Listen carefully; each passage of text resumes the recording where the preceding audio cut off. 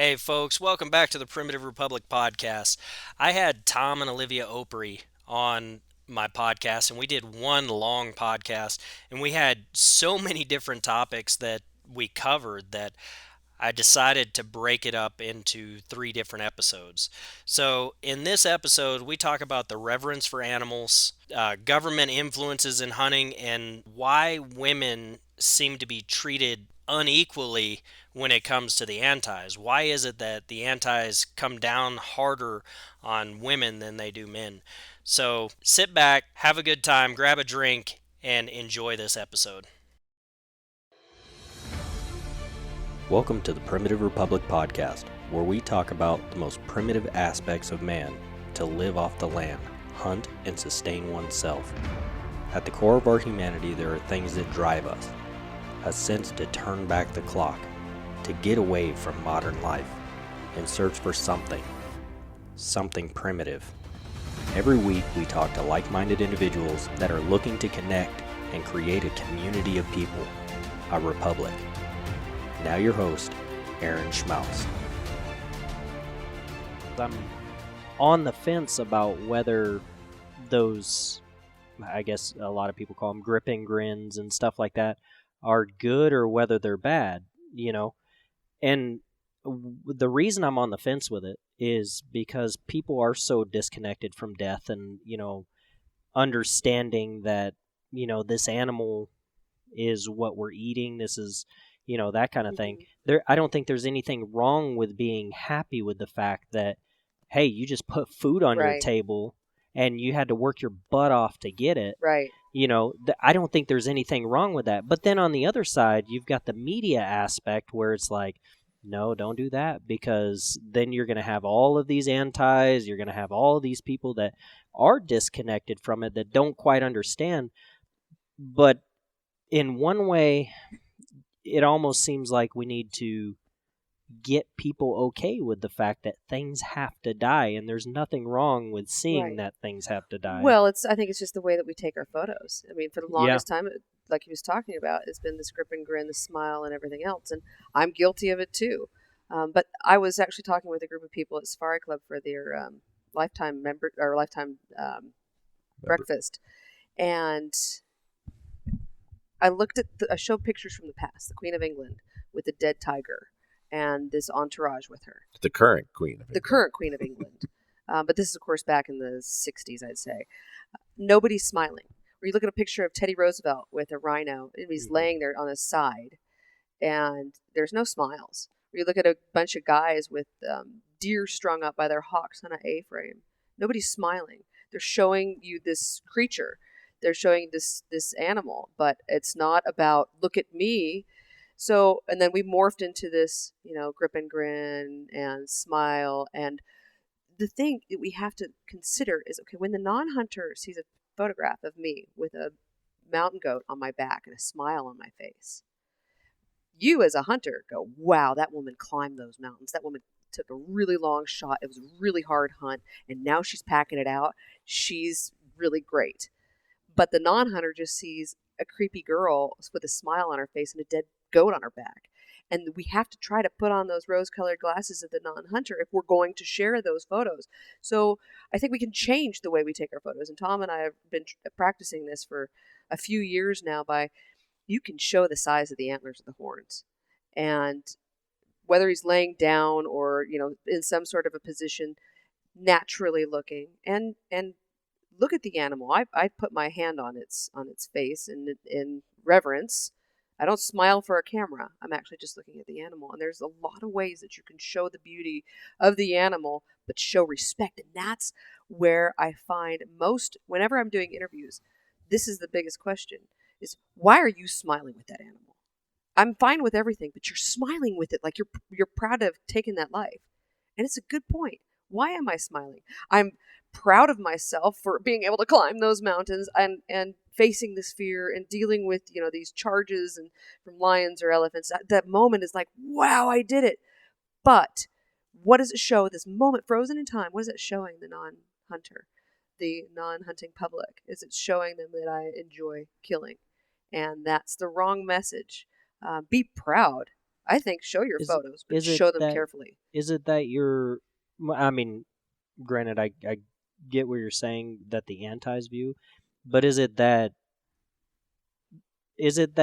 you're happy that you've killed, or is it happy that you have accomplished something great? And because I mean, really, that's what it is. That's what it is. You're accomplishing. I mean, if you ran a marathon, is look at everybody that runs a Right. marathon and they complete it, and they're like they smile at the end of it. That is a dragging, hard thing. I've run ultras Right. before, 126.2 miles, and I'll tell you what, at the end of it, while it was going on, there was not a smile, No way. and it sucks. But at the end of it, when I crossed the finish line, there was a huge smile on my That face. sense of accomplishment, which you've been through in that Exactly. endeavor. And what it is, in my mind, what is the difference? And I granted they don't see that, Right. They don't see that sense of accomplishment. It's not that you have bested this animal or anything like that. No. It's like, Oh my gosh, I dealt with 5 days of rain. I've nearly killed myself falling off a cliff. yeah, I mean, there's so many different it's aspects dangerous. that we're not showing, and I think that's another big part. Was we're not telling the whole story. We're not showing the torrential downpours or the frozen eyelashes or the cool flower that we saw. We're just showing you the end result in our stories online. It's like tell the whole story. Show your whole entire cave Yeah. art. Yeah. I think the reason why we're having the conversation, though, and is the reality of where we live in this society today. Most of us live in representative democracies. Elections are decided by 50% plus one vote. We have seen over the last, especially the last 5 or 8 years, we've seen the politicization of hunting, in so much as that political parties in North America, politicians in North America, have added to their plank a promise to ban a certain type of hunting or to ban a hunting of a certain species, especially large carnivores, bears, mountain lions, whatever it is, grizzly bears. And the reason why they're doing that is because they utilize it. It's one, we have a disconnect we've talked about in society, but we have a situation where because of that disconnect, we have these highly emotional issues. And so they're able to lump it into just like the Second Amendment issues that people will use, or pro-life, pro-choice. A lot of those issues out there, those are used to gin up the base, the political base, to come and vote. If you go out and say, if you Joe over there I'm running against is going to take your guns from you, what's his name down there in Texas? Was that a bash on Joe Biden? No, I'm not. No, I'm just saying. I'm just trying to give an analogy here. Yeah. What was the guy from Texas that said it was going to take everybody's ARs or something like that. Yeah. But my point is that's used as a way to bring the base. And when you have so many people today that aren't hunters but are not non-hunters, and I mean they're non-hunters that don't care about hunting unless they see some crazy thing online. They are in a position to be motivated to come to the polls and vote for somebody. And unfortunately, because we live in these representative democracies, we have, various instruments besides just general elections for parties and candidates, but we have,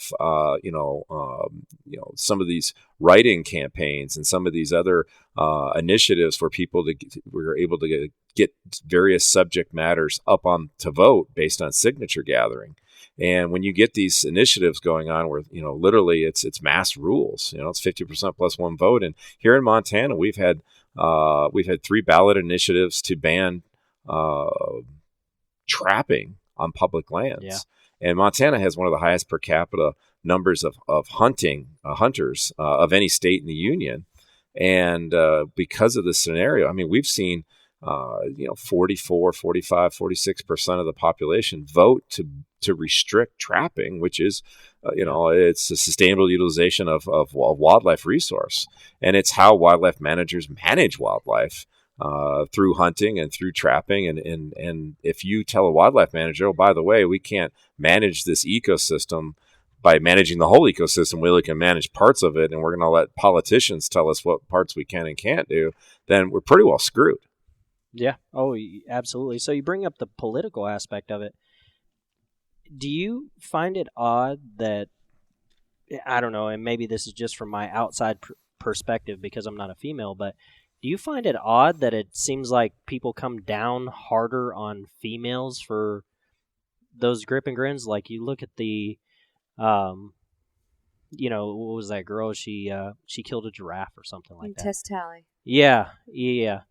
I mean, it seemed like a ridiculous amount. The reaction was incredible. I mean, here she killed what they called a rare black giraffe, and the color, that darkness, is actually an indication of age. It was a really old giraffe, and the photo is of her looking up and thanking God. At that moment, you've got what Tom and I have talked about. What kind of animals to try to refrain from posting photos of, and those animals that have beautiful eyelashes, because that's the emotional reaction. You see it with lions, you see it with leopards, you see it with zebras and giraffe. Those emotional type animals, we have to be careful how we do post those photos. But of the giraffe photos I've seen taken, usually it's a lady that's laying next to a giraffe to show how long it is, or somebody sitting on top of it. And those can appear more disrespectful to some. But Tess, she's thanking God for this meat, for this old bull that had finally been taken out of the herd that had prevented other giraffe from being born, because he was killing all the babies. Mm-hmm. He wanted to establish that pride, that herd, and continue to be the lead male.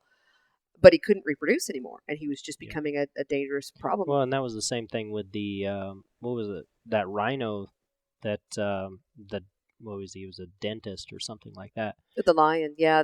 Are you talking Dr. about Palmer? No. There was a rhino that I think he was a doctor. I could be completely wrong on his profession, but he paid like $250,000 to go. And Corey Knowlton, you're talking about Dallas Safari Club for the black rhino in Namibia. Yeah, it was $350,000. Yeah, and it was a rhino that same thing could not breed anymore, but he was killing other rhinos. Oh yeah, and that was politicized. That's the story that should be told. Yeah, it was politicized that he killed a rare rhino. But they don't tell that rare rhino had killed, 4 other males or something Probably like that? More than they could count, really. Yeah, and I mean, okay, so it's this rare rhino, but it's okay if that rare rhino is putting the species out of existence, right. But it's not okay if he's helping the existence. But to go back to what we were saying, I think it's odd that, we have all of these equality issues and stuff like that, but in hunting, if a female is portrayed as a hunter, it's like the opposite effect.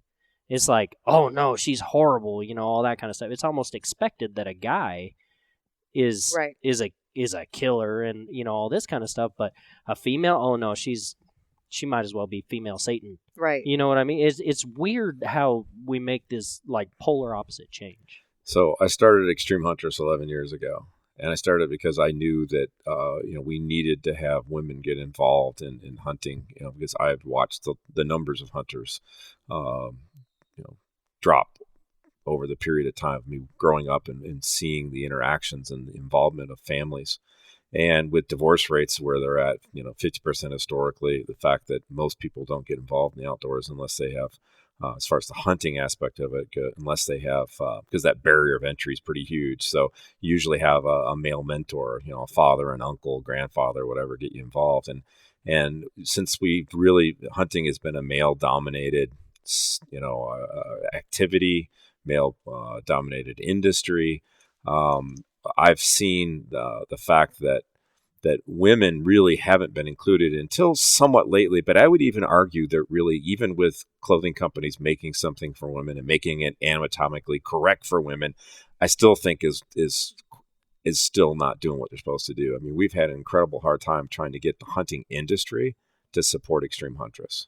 And all we're doing is literally telling the stories of these women, and this is not super rich gals that go on safaris all over the place. These are regular working gals that are mothers, that have families. That you could see them in any grocery store today.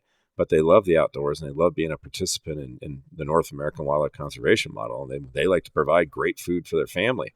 But to answer your question, what I firmly believe it is that the anti-hunting lobby is so strong and powerful that they've been able to make money off of selling us the Elmer Fudd stereotype. It's a bunch of fat rich guys, bunch of fat rich white guys that go out and get drunk and shoot up signs, and they're rednecks and all this other stuff.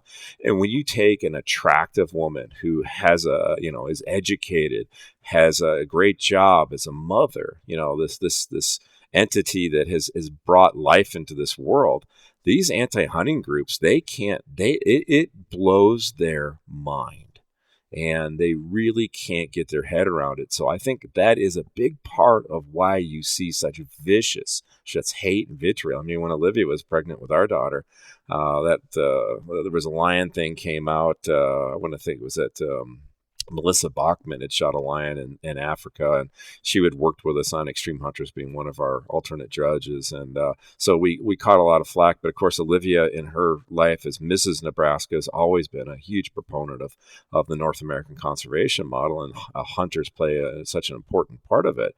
And so she was literally, I mean, I probably banned and deleted 5,000 or 6,000 people over a couple-month period. And the hate and vitriol that she received directed to her because of the fact that she's hunted lions, because that she is a woman, because she is a hunter, it was unparalleled. I mean, you hear about a guy getting chastised by antis for, even Dr. Palmer, who shot Cecil the lion.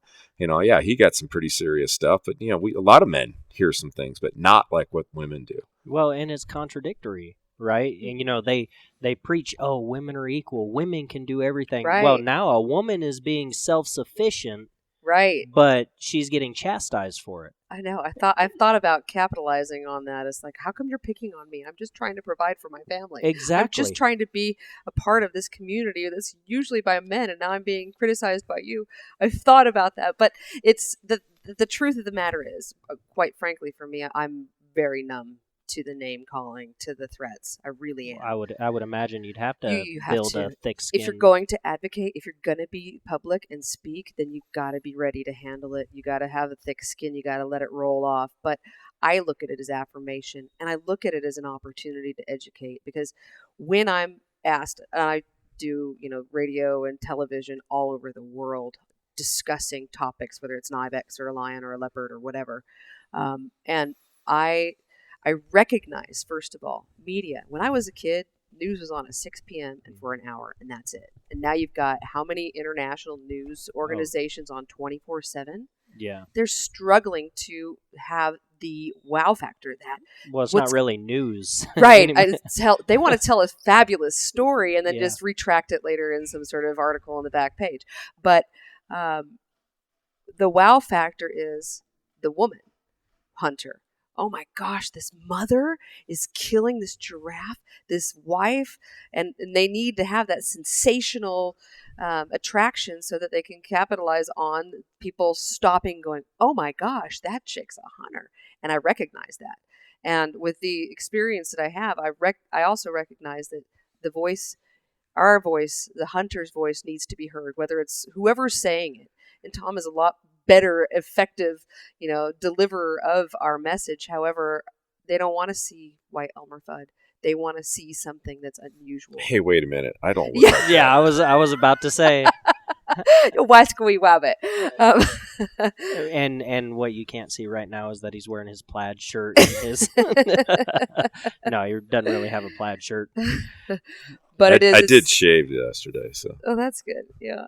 No, it's the wow factor. It's recognizing that women are that shock. The animal welfare organizations just they struggle to fight us, because we are the mothers, we are the nurturers, we are the teachers, we are the unusual hunter, and they struggle to defeat us because of that. I'm gonna say this just because it's contradictory, but if a mother is defending her kid from a predator out on the street and she shoots and kills him, it's okay. That's fine. But what makes one life different than another? Right. I mean, big cats are predators in Africa. I mean, how often have you guys heard stories of, big predators in Africa that have yoked up kids and stuff like that? Why is it okay for a mother in New York City to kill this guy that's trying to steal the kid's lunch money or whatever, but it's not okay to, protect her kid in Africa? Mm-hmm. You know what I mean? I don't think it's looked at that way. No, it's all they're hearing is one perspective. All they're seeing is one side, and ultimately you're still taking a life. And to justify death is a challenge. You've got you're trying to sell killing, and it's not easy. I mean, really, we are the greatest conservationists that there are, but it's not easy to say that, I kill, therefore I love animals. I hunt, therefore I want to preserve wildlife.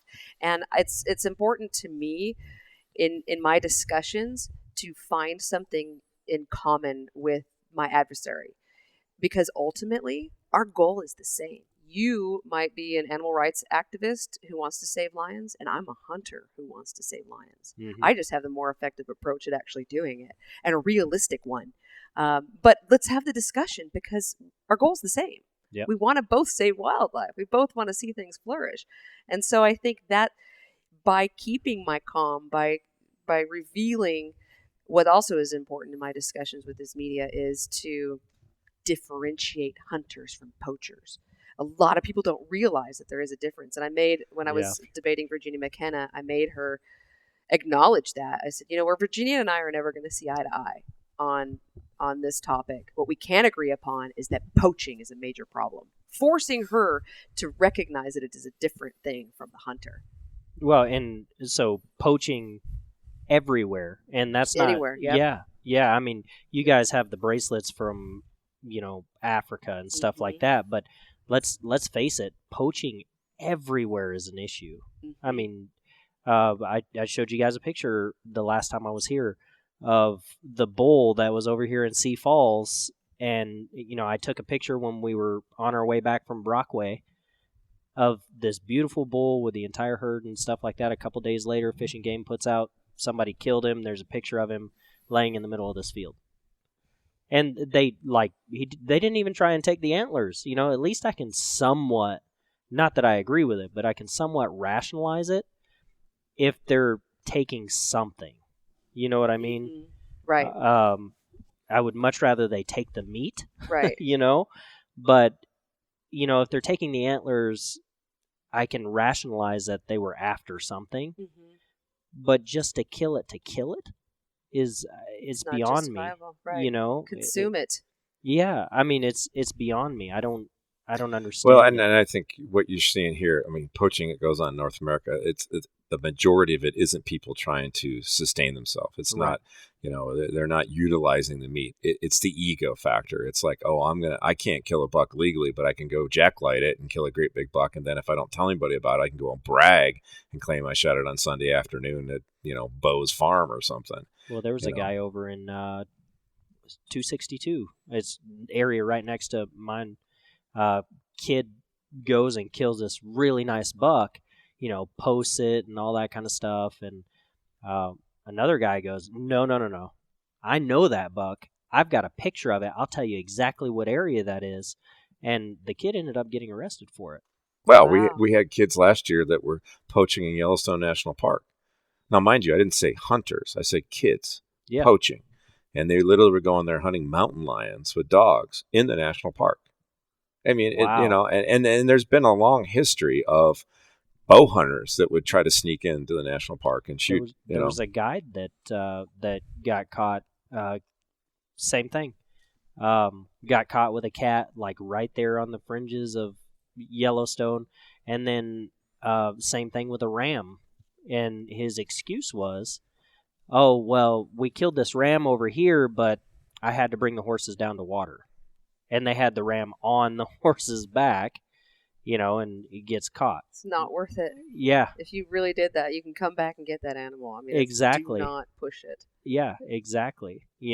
So I mean it's stupid. Mm-hmm. That kind of stuff is stupid. But that goes in line with kind of like what we've been talking about here. Hunting and the hunting community needs to do a better job of talking about why we hunt. We have to do a better job of not accepting people who hunt for the wrong reasons or hunt and break the law. And I can you can do a Google search on hunting television personalities, and there's any number of very well and recognized names within the hunting community that have game violations, Lacey Act violations. Yeah, after you told me about that in Brockway, I went and did some research, and I'm not going to mention any names. I'll let you do your own research, but I was actually shocked. Yeah, there has to be a zero tolerance policy. I mean, in this day and age, we talk about taking grip and grins. Yeah, take your grip and grin.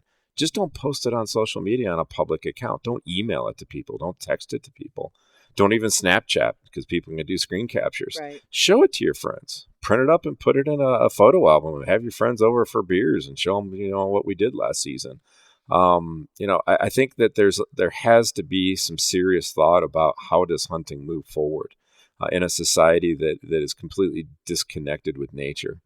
Most people are okay with hunting as long as you do it for the right reasons. I think we got to take the titles away from before the word hunting: archery hunter, rifle hunter, trophy hunter. I agree with that too. Forget it. We are all hunters. If it's legal, if you're consuming the meat, and that's what a trophy hunter does, that's what an archery hunter does, that's what a rifle hunter does. Mm-hmm. You're either a poacher or you're a hunter, and that is it. If you're taking life, you're either one of the two. Well, and that's one of the reasons too, is a little bit different, but sort of the same thing. But I do culinary arts and stuff like that with wild game, and I post it out there because it's no different, but people are shocked. They're like, you can do that with wild game? Yeah, you can do that with wild game. It's meat. What's the difference? Right. It's meat. Yeah, it's meat. It's perfect meat. There's no hormones or steroids. It's how God intended it.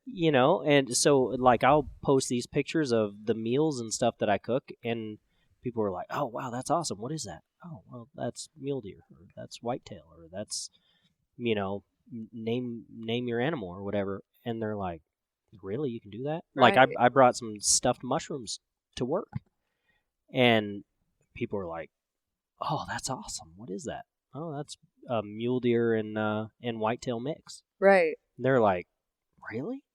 "Yeah." I mean, you can do that kind of stuff. It's no different than cooking with anything else. Maybe you treat it just a little bit different, but same stuff, And by making the meals like look fancier and stuff like that, people are more willing to eat it, and then they're like, they open their eyes to, oh wow, okay, maybe it is okay. You'll see it in some of these big cities where you get a menu and there's quail, there's venison. Wow, this is really unique. I got to try that. And just because it's a highfalutin restaurant, it's okay. Yeah. But then you take Billy Bob, who killed this elk and processed it himself, and you're gonna slam him for that? Yeah, and I don't understand that. Like, if you look through, I mean, all of that is wild game. Will you cook for us tonight? I can, yeah. But yeah, that's the premise behind it, is because I had so many people that were like, "Oh, it's too dry." No, it's not. It's just the way you cook it. Mm-hmm. I mean, wild game. Human. Going back to our food sources, most people eat the store-bought meat, and the store-bought meat comes from production facilities where the emphasis there is on share price for corporations, these big corporate farms, big corporate ranches, and there's nothing wrong with that. But the way you get that is that you pump up these animals with whatever it takes in order to keep them healthy and to get them to grow as big as they can, because the more pounds they put on, the more money you can make. And, again, I'm not saying that's wrong, but we end up with almost a monoculture when it comes to our food sources. And one of the nice things about being a hunter and having that bounty from Mother Nature, whether we're out there eating mule deer or elk or kudu, we're out there enjoying nature. We're experiencing nature. It has a value to us. We care about it. We want to protect it. We want to keep it clean and healthy, and we have skin in the game. Whereas the broader public, they get their food from the grocery store. I mean, I don't know if I told you the last time we talked. I mean, there was a survey done in Chicago, and half of the school kids in the public school system didn't know their burger came from an animal. Yeah, I've actually referenced that a lot. I mean, and that's nuts. And as we were talking about the different food or whatever, my daughter goes, "I want steak." She said that. Yeah, so I mean, my kids eat, everything that I cook. They love my steak, and they've eaten groundhog, they've eaten deer, elk. They love elk, and so they eat everything that I do. Right. It's just a matter of fact. This is how you live life. It's not about cellophane wrapped meat. It's you go out, you kill, you process, you cook, you eat. Thank you for listening to the Primitive Republic podcast, an Aaron Schmaus media production. Follow us on Facebook and Instagram at The Primitive Republic. You can also find us on our website at www.archeryoutdoorsman.com.